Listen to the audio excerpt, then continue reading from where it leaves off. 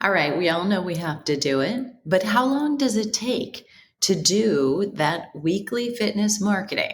All those tasks that might fall under that umbrella for you.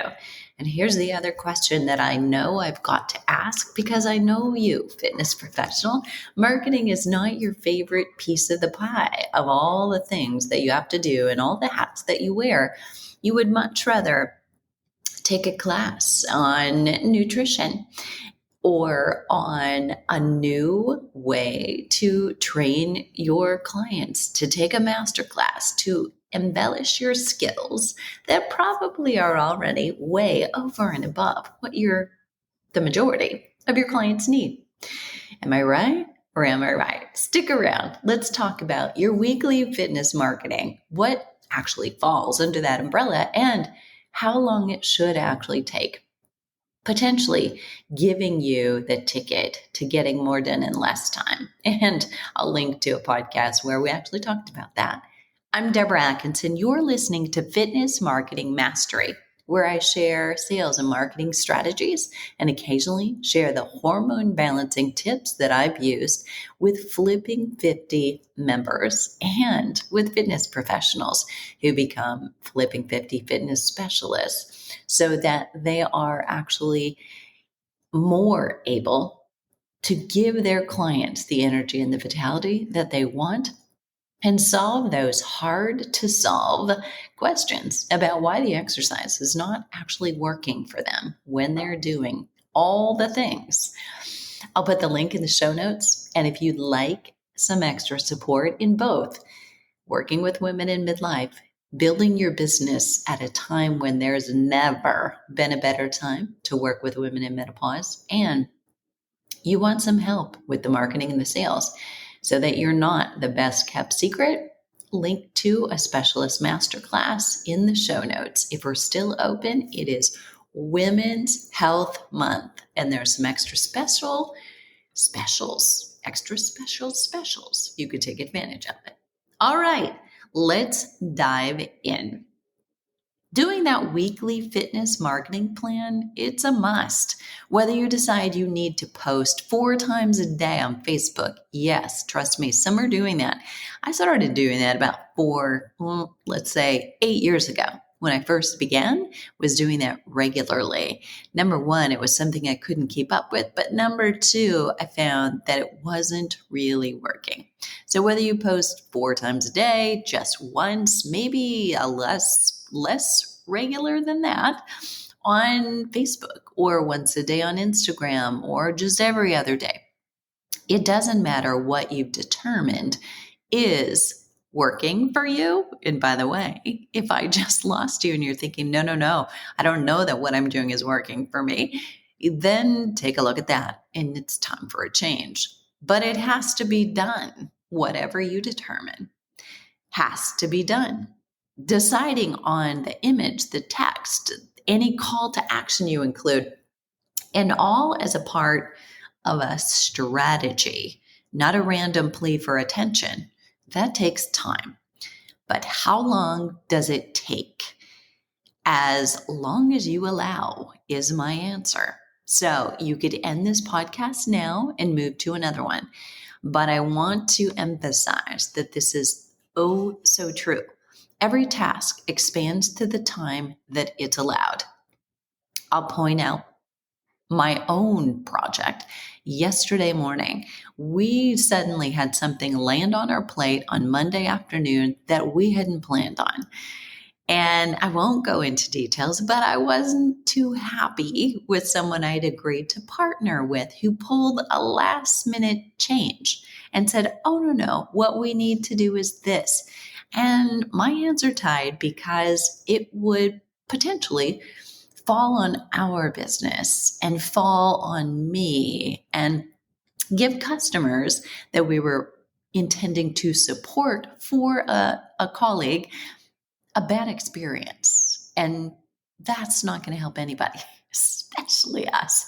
So we needed to scramble and pivot. Not that we aren't used to doing that for the last 14 months, but I had to decide creating 5 emails in order to change their customer journey. So it was smoother and took very good care of them so that my partner would be happy with the experience and each of them would be able to say, okay, this makes sense. I'm going from here to here to here along the way.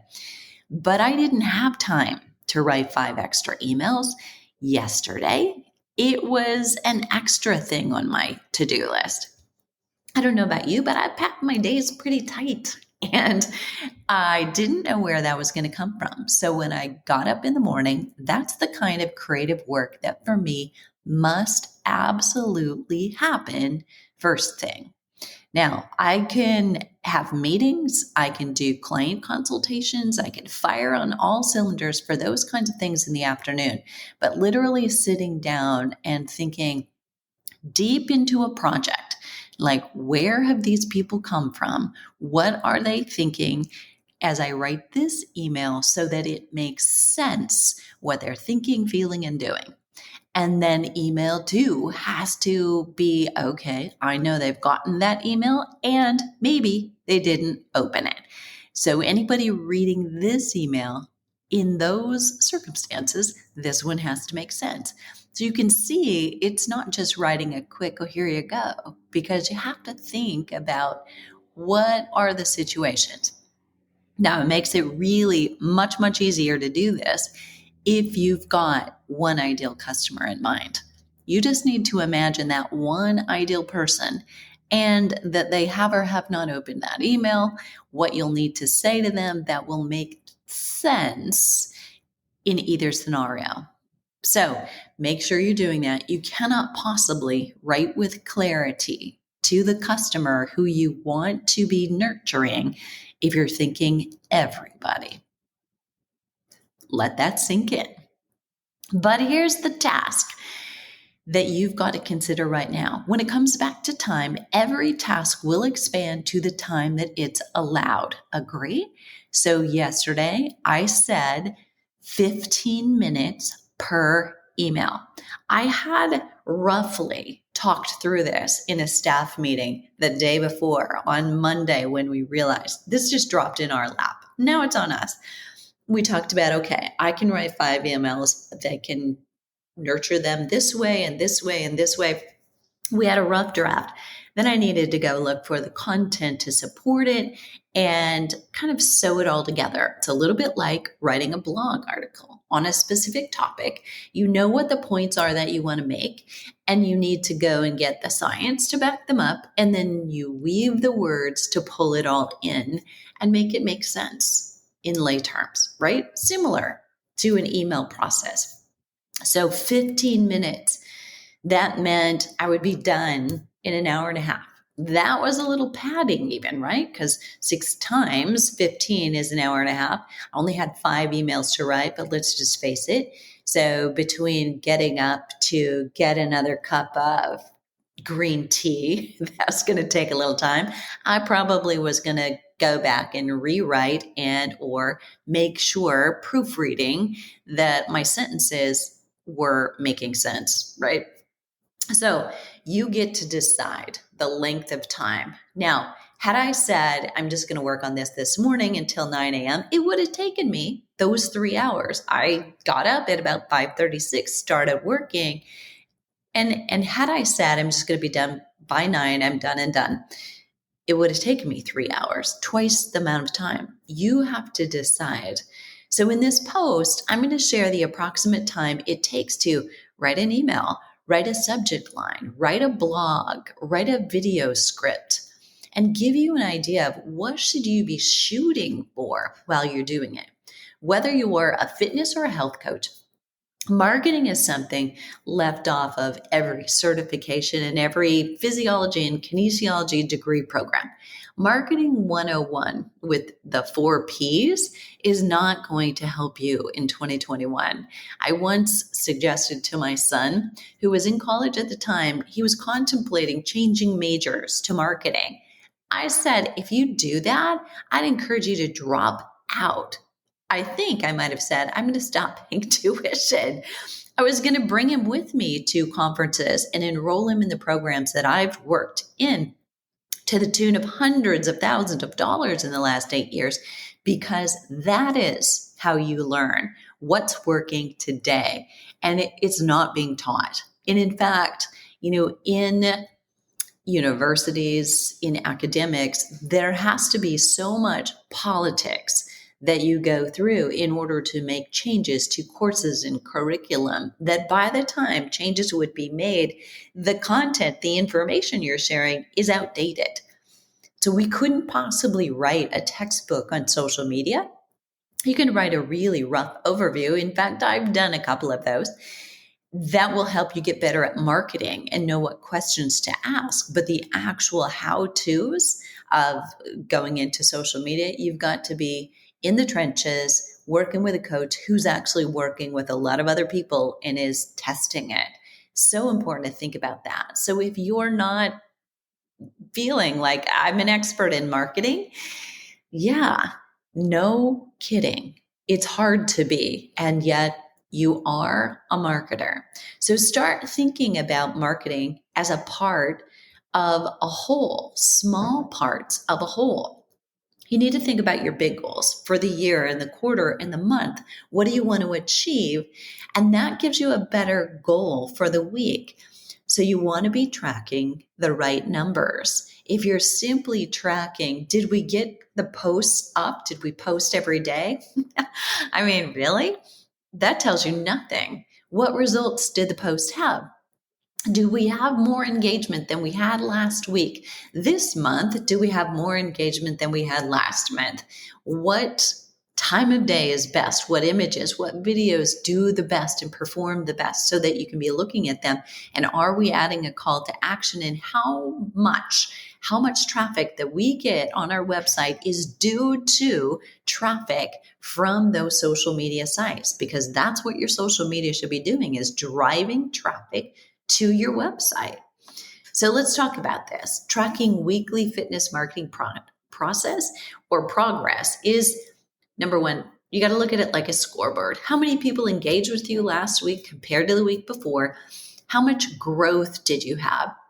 Fans and followers, but you have to be careful, because if you're posting generically, you don't want everybody on a certain social media profile. You want, like, if you're a big gym, ideally you're targeting and talking simply to your members that are your lowest hanging fruit. The majority of the members who are coming in and buying your memberships and or your personal training or doing your massage, you've got to pick a group. And ideally, big clubs who are very successful have multiple accounts that speak to, Gym ABC's women's group. And then maybe it's midlife women. Maybe then you have a youth sports group. But you've got to get specific, because if you're talking to everybody, you're really capturing nobody. Think about how much growth you've had, how much traffic came to your website from the social post you shared. And again, compare it to what you did the week before. You should do this every week, whether it's Monday you do it or it's Friday you do it. And if you're not doing the tracking, you want to have somebody who does report to you weekly at the meetings, and especially if they're responsible for the posting, so they can see themselves. Just like when you have a customer, a client come in who wants weight loss, well, the measure you're going to use of success of your program and coaching and their follow through is, what did the scale say? How did it go? Their scale, their measurements, their body composition. How is their sleep, their poop, their rest, all of those things. You're going to do the same thing in your fitness marketing mastery, because marketing is one of the most important things that you do in your business, and you've got to do it and do it well. This matters. Frankly, polishing your marketing should come before you do another certification, you do another course, you hire your next staff member, or your next program starts. Marketing is always research that confirms what you're selling is something people will buy, or step two, confirms that the language you're using and the platforms you're using to reach people are working. There are a lot of moving pieces to test. So, is it direct mail that works best for you? Is it social media ads on Facebook and or Instagram or in YouTube? What brings you the most traffic? It confirms whether you're messaging the right people at the right time and get you to that ideal customer. Okay, let's talk marketing first and delivery second. So I just said your marketing should actually come before everything else. And in a lot of cases, I've talked about market it first. Don't build it first. You market it to see if there's any demand at all for what it is you're doing. So, I'm not going to spend a lot of time here exploring the importance of marketing in this episode. You already know it's important. You'll be the best kept secret if you're not marketing. I mention it to get you thinking about how little time you spend like interviewing and testing marketing skills or writing the job description to a marketing director for your organization compared to how much time you spend hiring a trainer or front desk manager. Yeah, if you hire the right people, potentially that will help you and be word of mouth marketing because of great experiences. But if you don't have a good system, a description of exactly what marketing is in your business and what's the definition of success so that the right people will apply and say, I can do that. Every week, I can report on those measures of success and show you how I'm enhancing your business. You should probably start there. If you're doing the marketing yourself, how much time and resources do you dedicate to learning how to do it compared to getting certifications and reading books about the services that you should be marketing better? That might be a touchy subject, but someone listening needs to hear it.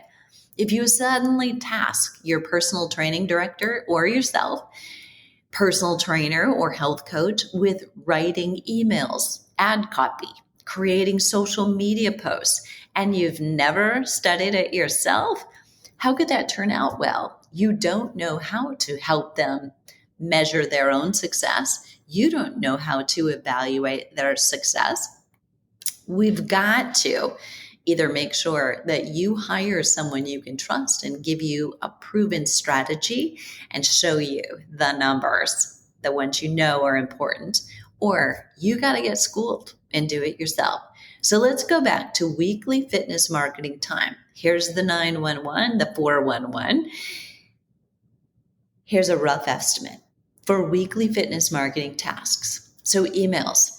I mentioned earlier, 15 minutes each, and they were really important. And sit down when you're writing an email and you want to think about what was the email that they last read, ideally, right? Not everybody opens every email you send. Surprise. And what will be the next email? So you should be making notes on what did they read before? What are they going to read next? And what do I need in this? And when you sit down with that frame of mind, and what they're thinking, feeling, and doing when they get this email, you'll be able to write it in 15 minutes. Subject lines. Ideally, you're going to take 30 minutes, twice as long as you do to write your email, coming up with subject lines. Now, I have to admit, it doesn't always take me that long, but plan that way. What I want to do here is really emphasize the importance of the subject line, because if it's no good, like it's Monday weekly update, I'm getting that from my financial planner actually. And after about 3 of them, the first one I just deleted because I'm like, I don't even know what that is. And then the other 2, I was like, I'm going to open that up and see what it is. And I was like, okay, listen, Darren, something has to change here.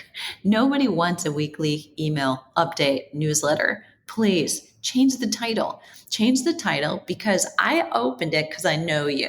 However, people who don't know you really, really well are not going to open that email when they've got a choice of 50% off shoes at Nordstrom's or something other that's more juicy.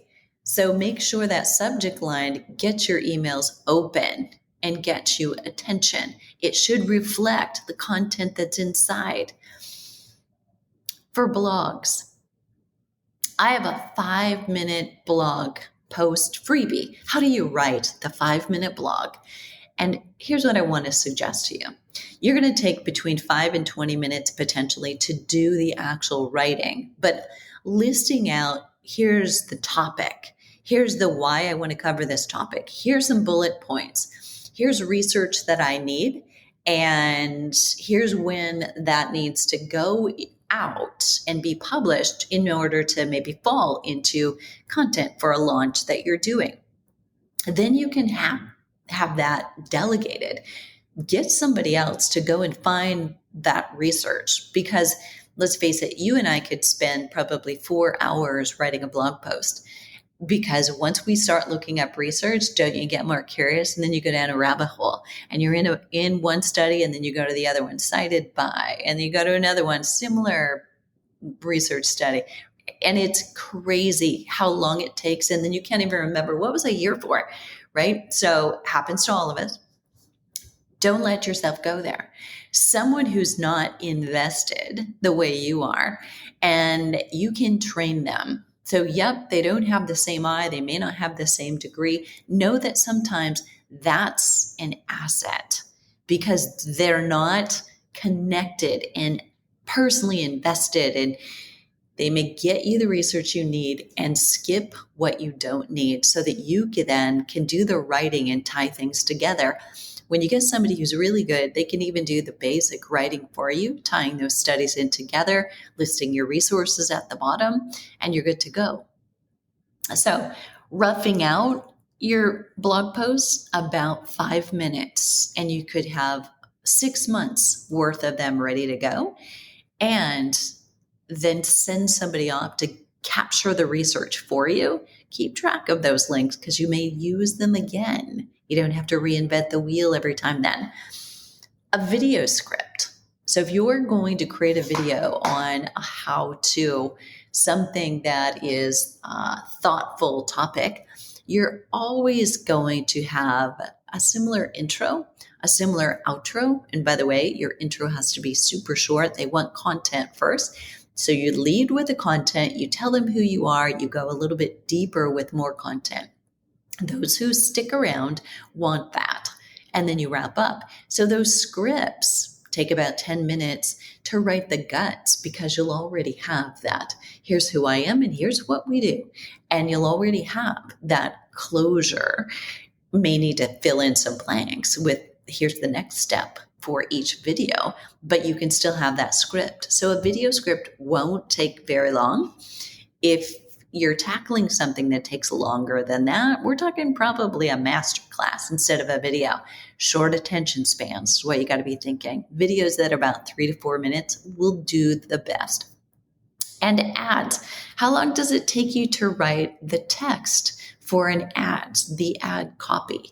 So when you're talking social media, you want to try all kinds of short form and long form ads, because you don't know exactly what it's going to be. If it looks a little bit more like a blog post, people actually may be more likely to click on it and read through, because it feels more weighted, like content and you're sharing, and you have to give them something, give them a solution to a problem.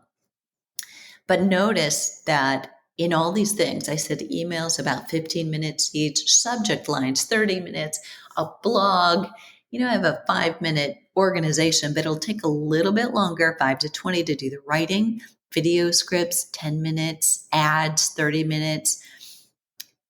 The fewer the words, the more time you want to spend. You want to make every single word count.